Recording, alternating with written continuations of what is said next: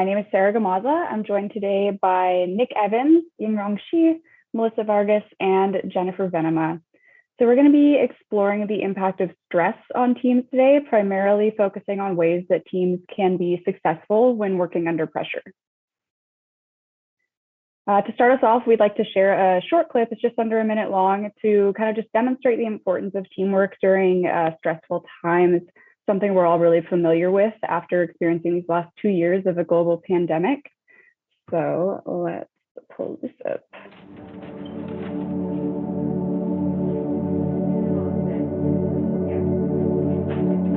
It is exhausting, but it is also exhilarating. But this is exactly what we train for. We've got a job to do, and we're the people to do it.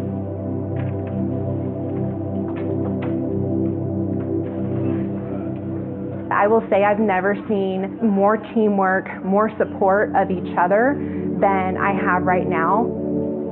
It is nothing but trying to figure out how do we get through this together. We care so much. I'm going to be an advocate for a patient today, and I'm going to try and put a human touch on this whole situation. All right, that is all we're going to share of that. So we really just wanted to show this because it's a real life example of how stress and pressure can bring out the best in teams. Because while we all know that there can be a lot of negative impacts associated with high stress work environments, things like alienation, burnout, conflict, like the last team touched on.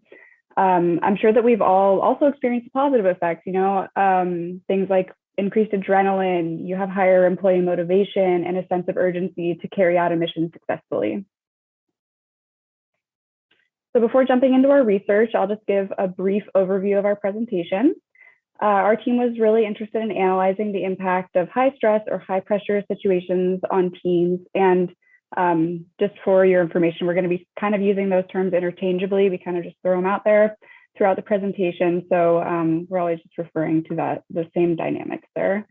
So we wanted to know when stress can be positive or negative force and how it can impact team effectiveness and the quality of team output. We also want to know how it can influence those team dynamics. And then we wanted to examine the experiences and expertise of administrative professionals. So we conducted interviews with executive level managers in public and nonprofit organizations to find out how their teams operate under stress and how managers can best equip their teams to cope with high stress or high pressure situations. So now I'm going to go ahead and hand it off to Melissa to talk about the relevance of this topic to administrators. Great. Thank you, Sarah. Really appreciate you laying the groundwork for our presentation today. So as Sarah mentioned, our group thought it was important for us to explore how high pressure work environments and moments impact team performances and outcomes. And because, well, let's be honest, this is life and these situations are always going to come up. Now, I want to show you all a quick image and see how you all relate to it.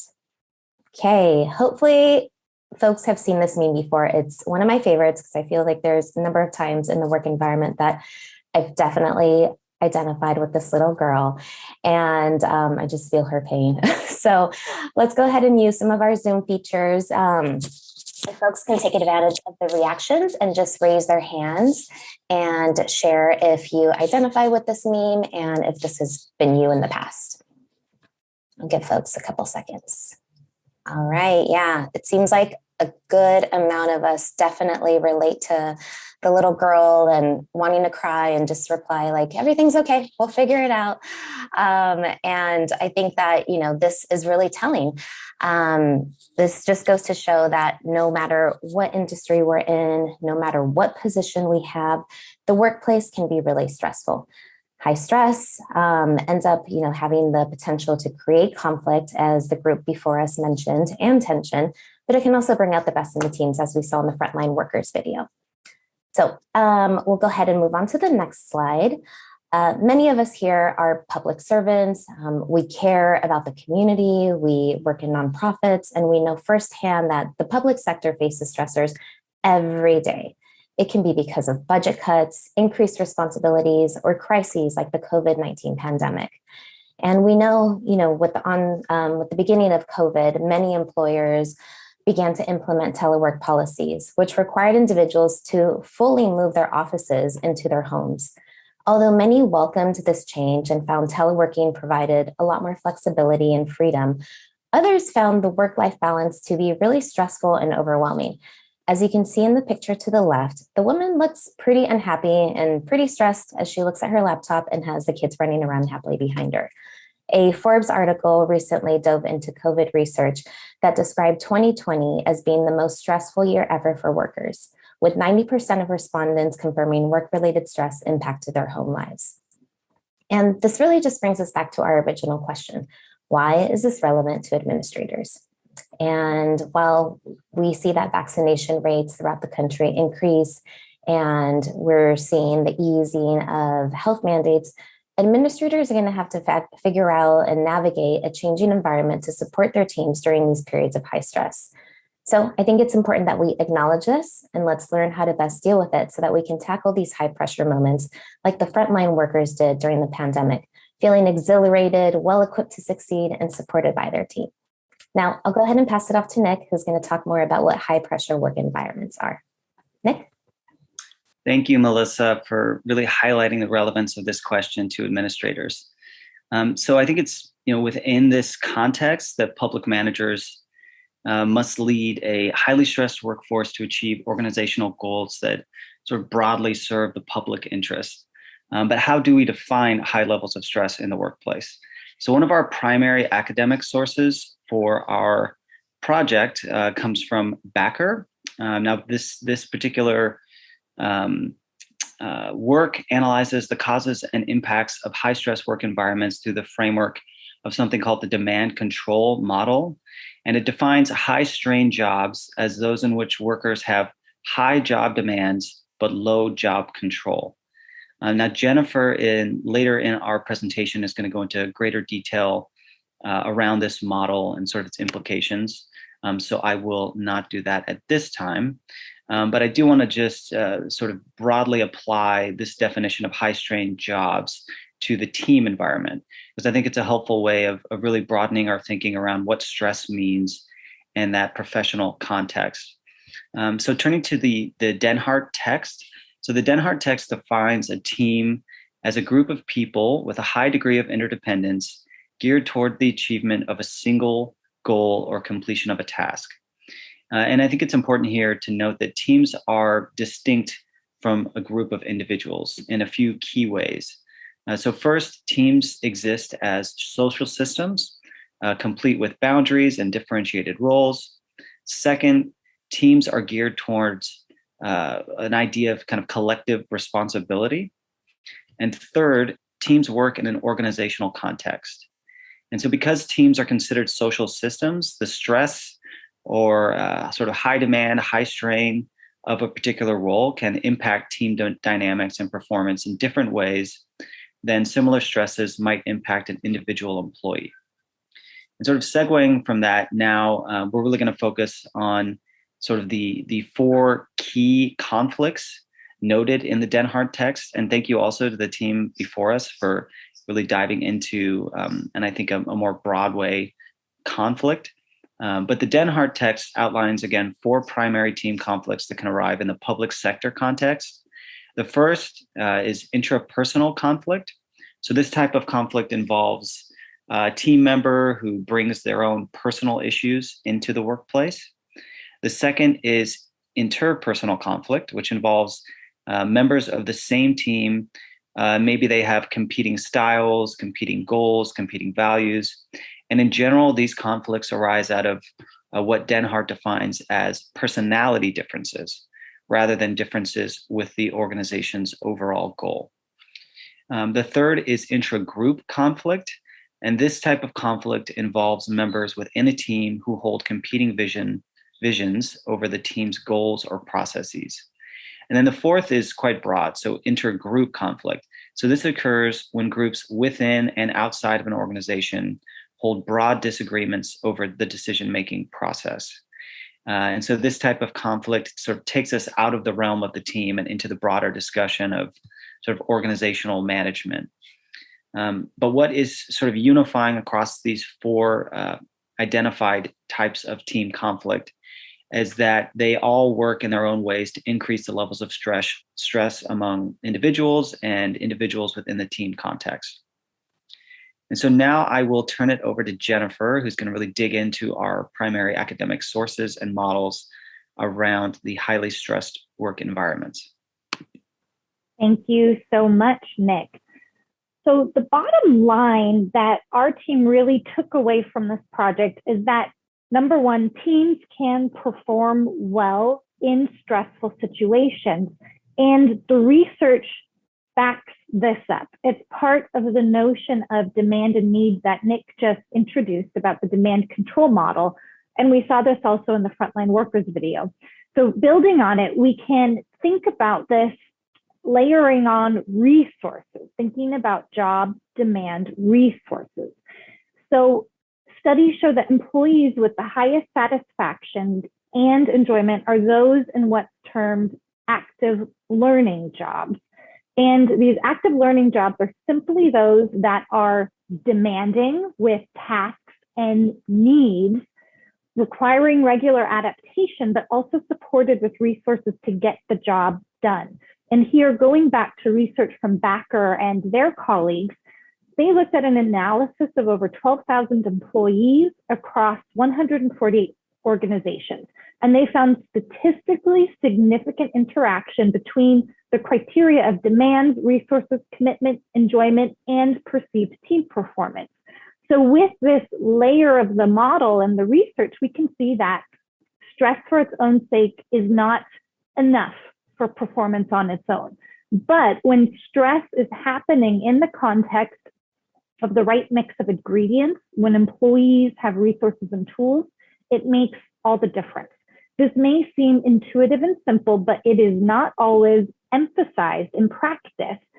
Backer also suggests that this helps us to think about resources as more of a key factor for team performance beyond what is often seen. And in human resource groups, there's often an emphasis on best management strategy while ignoring that people need the tools to get the job done. So here for another example of stress and stress without resources, we're going to turn to one of the examples from our interviews. On this slide, you see an image from a recent emergency situation in the city of Sacramento. Maybe some of you live in downtown, but in December of 2021, a substation went out and the power was out.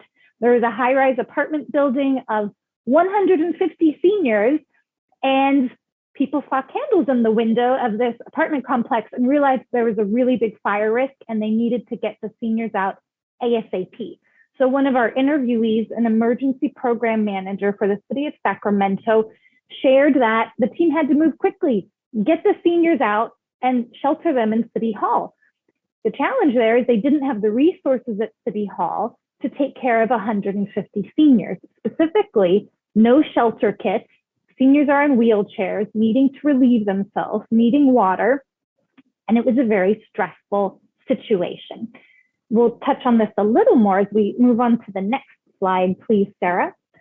And this brings in another element of our model, job, demand, and control. So in addition to resources, like we see in the example of the senior citizens, research suggests that we need to pay attention to control and power that we give employees. Specifically suggesting here there's some simple organizational strategies to ensure we maintain performance in times of stress. In the example of the senior situation, they were evacuated, folks regrouped, got what they needed, albeit a little late. What happened is that the next day, there's a bit of an echo I'm getting. And Yingrong, I think that might be you off mute. There we go. The next day, what happened is the team learned from the situation and were able to simply purchase the equipment they would need in the future. And this exhibits these three factors we see here for job demand and control. To think about when employees are in times of stress, they can be supported first with organizational and functional support here in terms of money or resources, the ability to make a procurement to help in stressful situations, for example, Also, autonomy in the position. I'm getting a little bit of a hiccup. Let's see if we can perhaps, there we go, thank you. Autonomy in the position, getting again at that idea of being able to make decisions, make orders to respond to the time of stress. And lastly, with organizational decision level latitude. These are the factors suggested by Daunt and their colleagues in the research. And what's important here to note is we can manage stress through organizational structure. The hierarchy needs to place people with the right amount of autonomy and decision-making, and in this case, budgeting and tactical responsibilities. And that's what allows teams, like we see at the City of Sacramento, to move through times of stress, respond, and prepare for the next crisis in a way that helps them respond to organizational vision and mission. And we learned more from other interviewees as well. And Yingrong is going to walk us through those examples of how these dynamics of managing stress and performance resonate with practitioners. Yingrong? So what are the key takeaways from administrators? Knowing what administrators of stress, we interview senior managers and administrators in public and non-profit sectors. Number one, a commitment to public service and community. City of Sacramento Emergency Program Manager Janelle Gottlob shares that commitment has nurtured her team during time of stress. Her team emphasized continual trainings, plannings, and preparing herself and the community for first being interpersonal conflicts. Number two, supportive leadership. The leadership of a resident service coordinator at Front Porch, Sarah, states that the managers should continually assess the employee stress levels and, when appropriate, change assignments and provide the resources to deal with professional and personal stress. Jen is executive level management in state government and has a similar views of the role of management.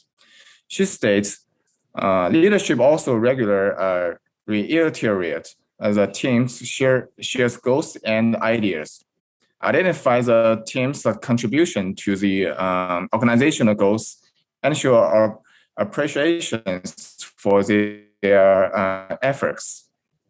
Number three, sets expectations. From Sarah's comments, she said her organizations prepare the employees for the worst case scenario of the high stress environment, because she believes that this empowers the teams to deal with the possible issues that may arise, the focus on success. Number four, create a positive work environment.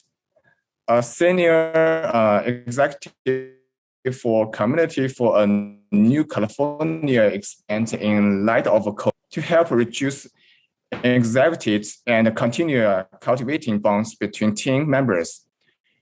He stated the new virtual workspace and increased responsibilities of caring for family members and additional workspace and increased additional